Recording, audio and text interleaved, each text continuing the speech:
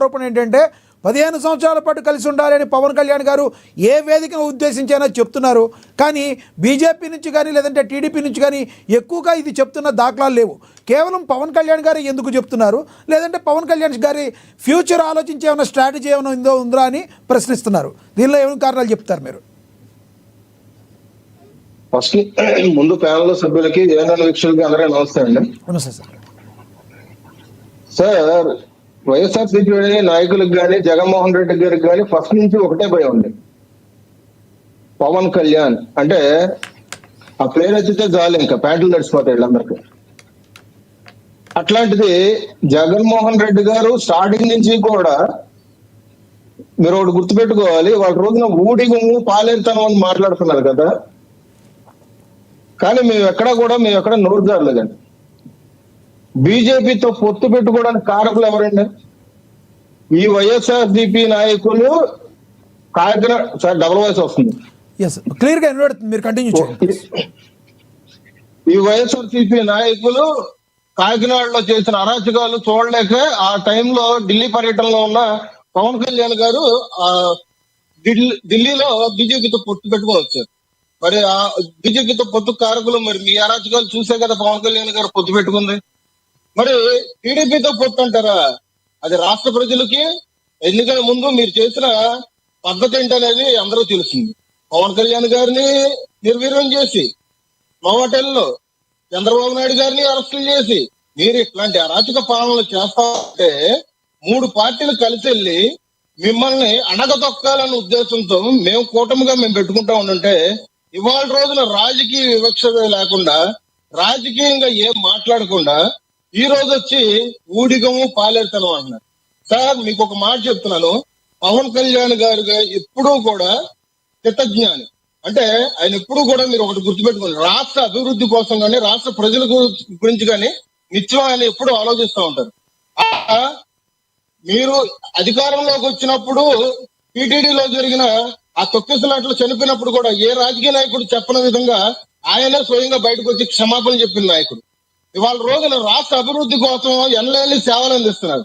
1 రూపాయి కూడా ఆయన కోసం దాచిపెట్టుకోకుండా వచ్చిన జీతాన్ని కూడా పిల్లల కోసం పిఠాపురంలో 42 మంది పిల్లల్ని చదివిస్తున్నారు ఆయన జీతంతో. ఆయన నిత్యం ఏంటంటే ఈ వైఎస్ఆర్సీపీ వాళ్ళకి కేవలం పవన్ కళ్యాణ్ గారే కనిపిస్తారు.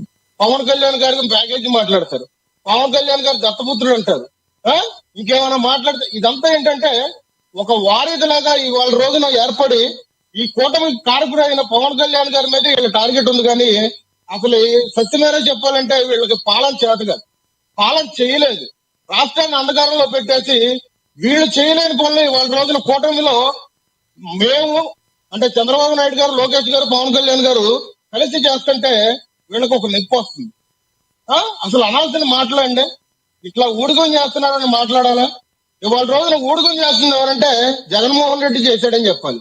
32 కేసులు పెట్టుకొని వాయిదాలు వెళ్లకుండా మాట్లాడితే కోర్టు నుంచి ఎప్పుడైతే సమన్లు వస్తున్నాయో మాట్లాడి ఢిల్లీ వెళ్ళి కూర్చోవడం, లేదంటే ఏదైనా పబ్లిక్ మీటింగ్ పెట్టి ఆ పబ్లిక్ మీటింగ్ లో పవన్ కళ్యాణ్ గారిని ఇంట్లో వాళ్ళని లేదంటే చంద్రబాబు నాయుడు గారిని ఇంట్లో వాళ్ళని తిట్టడం. వీళ్ళు సరిగ్గా ఒక కేబినెట్ కూడా పెట్టిన దాఖలాలు లేవు.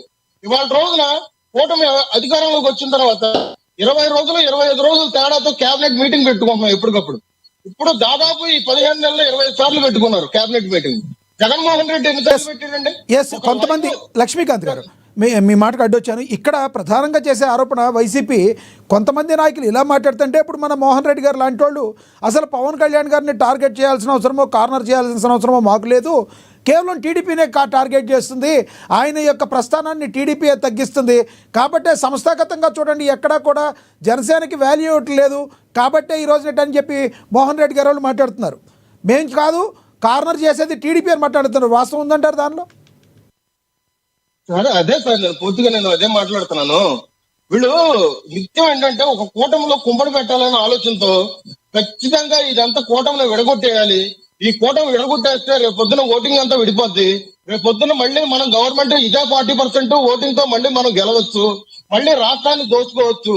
మనం ఇప్పుడు సంపాదించుకున్న దానికన్నా 3 ఇంతలు మళ్ళీ సంపాదించేసుకొని మళ్ళీ మద్యం మాఫియా అని చెప్పేసి అరాచకాలని లేదంటే రాజారెడ్డి రాజ్యాంగాలు అని చెప్పేసి మనం రాష్ట్రాన్ని సువర్ణాక్షరాల్లో మన పేరు లిఖించేసుకొని రాష్ట్రాన్ని ఇప్పుడు ఒక ఆఫ్రికా దేశం లాగా తీసేయాలన్న ఆలోచనతో వీళ్ళు పుంజుకొని ఉన్నారు, కంకణం కట్టుకొని ఉన్నారు. ఇట్లాంటి వాళ్ళ మాటలు మేము విధంగా ఆచరణలో తీసుకుంటాం. మేము అందుకనే ఇవాళ రోజున కూటమి అధికారంలోకి వచ్చిన తర్వాత ఇవాళ రోజున మీరు ఒకటి గుర్తుపెట్టుకోవాలి, చంద్రబాబు నాయుడు గారు ఇంట్లో వాళ్ళని తిట్టారు కానీ వాళ్ళ అధికారంలో ఉన్నప్పుడు ఇవాళ రోజున భారతీరెడ్డి గారిని ఒక మాట అంటే పార్టీ కార్యకర్తని జైల్లో పెట్టించిన చరిత్ర ఇవాళ రోజున కూటమి చరిత్ర. అది కాదని చెప్పేసి వైఎస్ఆర్సీపీ వాళ్ళని అన్నమానండి. ఇవాళ రోజున మేము విమర్శలకు గాని లేదంటే ఇటువంటి లక్ష్మీకాంత్ విమర్శలు కూడా ఉంటుంది. ఎస్ లక్ష్మీకాంత్ గారు, విమర్శలు కూడా పట్టించు.